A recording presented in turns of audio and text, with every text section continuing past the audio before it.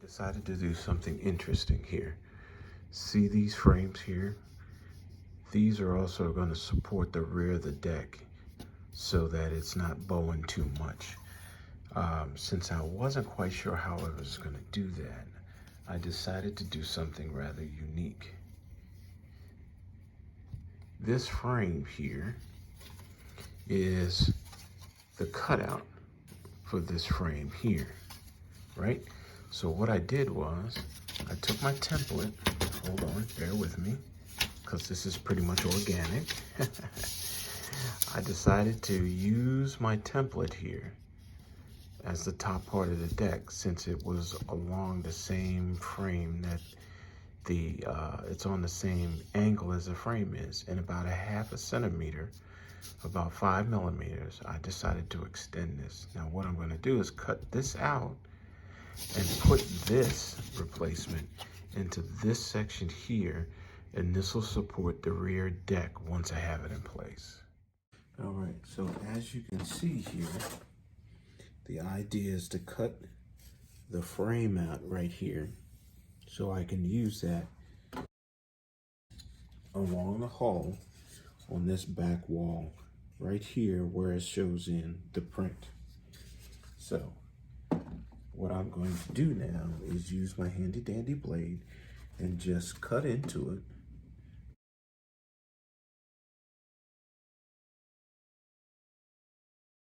Okay, now I want to show you, as you can see, my cut is pretty much in place here, right? So then I use something like a pair of needle nose and I bend it just so it kind of snaps out, trying to keep most of it intact. And see how that works? Just like that.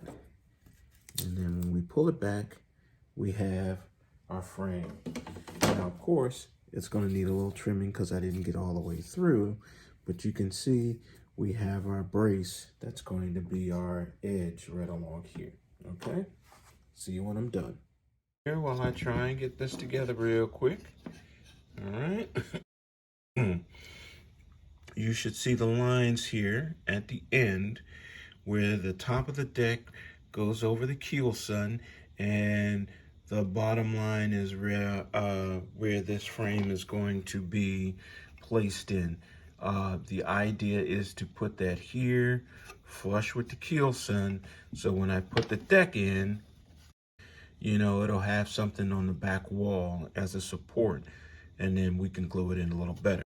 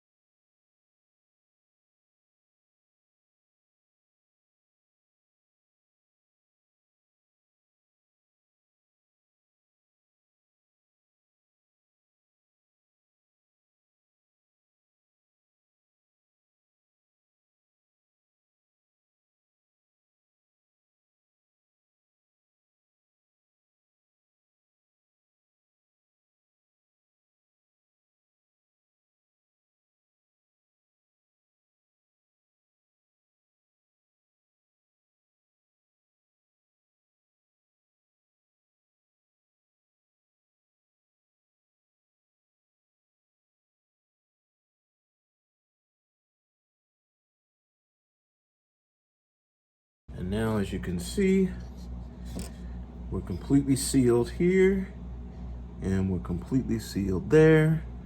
So now we let it dry. Now with the wood glue, I do my best to let it dry at least 24 hours so that I create a nice, strong, solid bead to work with. And then we start working on the next part. I will work on these edges at a lower point, but here's something new. This is what I was showing you on the print not too long ago, and I had an idea.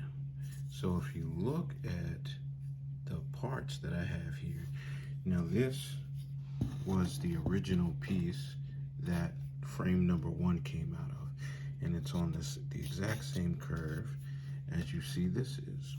And of course I marked out the details from here on the end to here.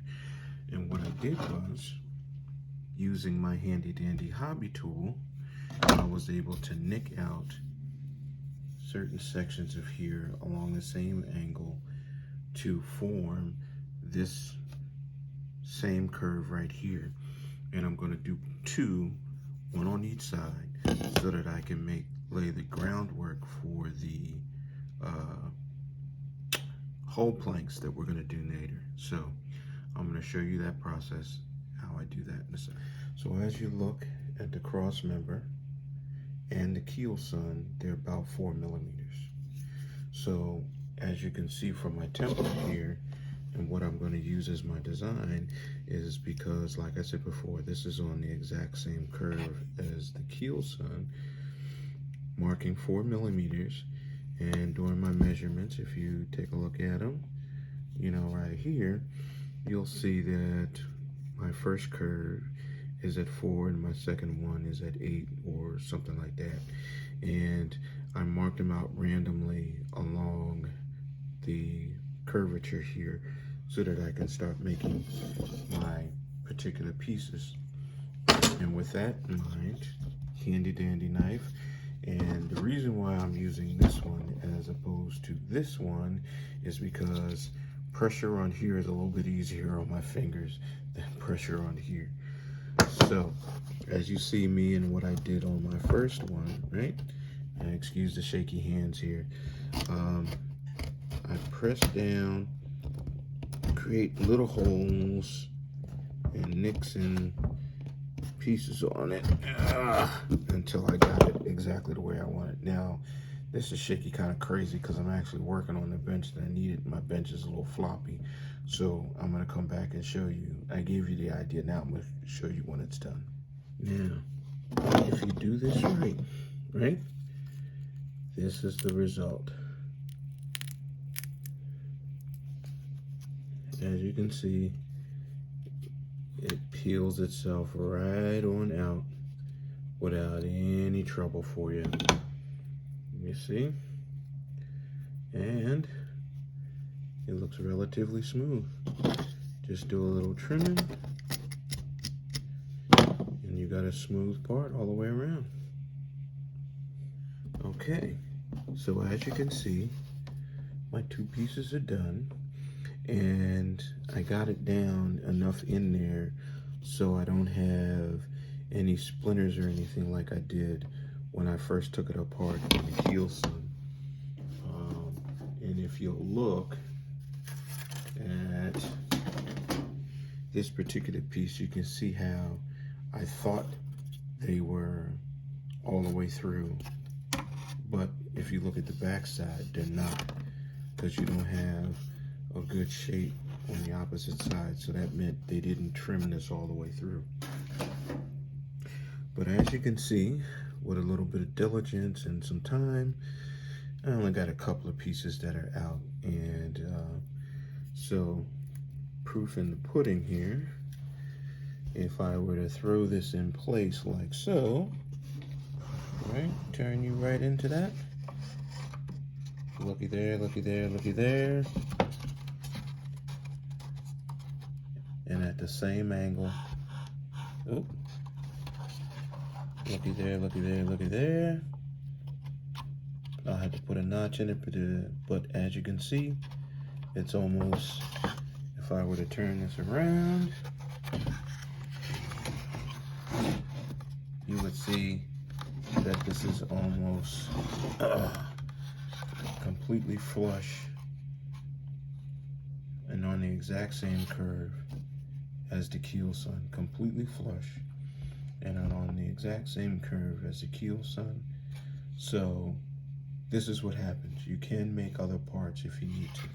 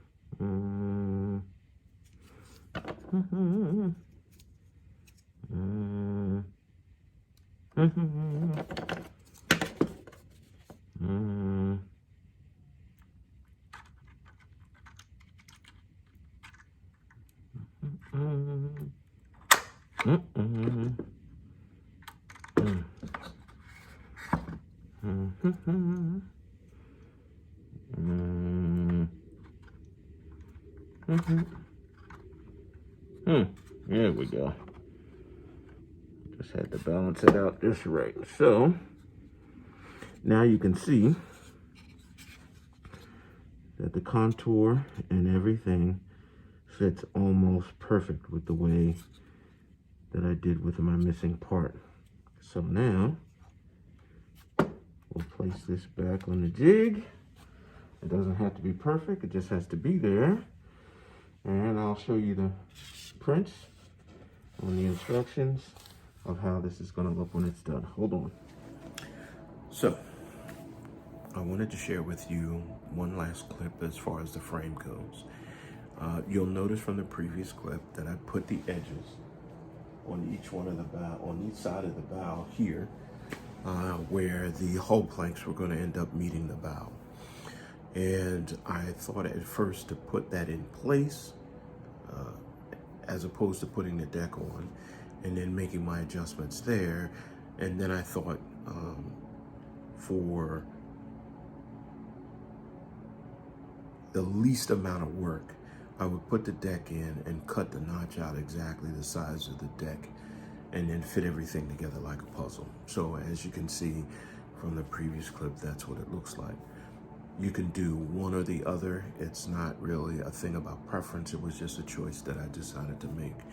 Now you'll notice what I didn't do was taper the edges along where the bow is, so when the hull planks go in, they'll meet the bow as they're formed, as opposed to being flush and having to do some extra sanding or maybe too much sanding or anything like that. So I tapered the bow around the keel to see if it would fit any better. Now, I don't have a picture of that to show you, but I hope this part of that evolution can be seen. Now, when we get into the putting the hull planks in place, I'll get into more detail about how that looks, and hopefully you'll be able to make the connection between the two, right? In the meantime, thanks for sticking around, and I hope you're enjoying this as much as I am. See you.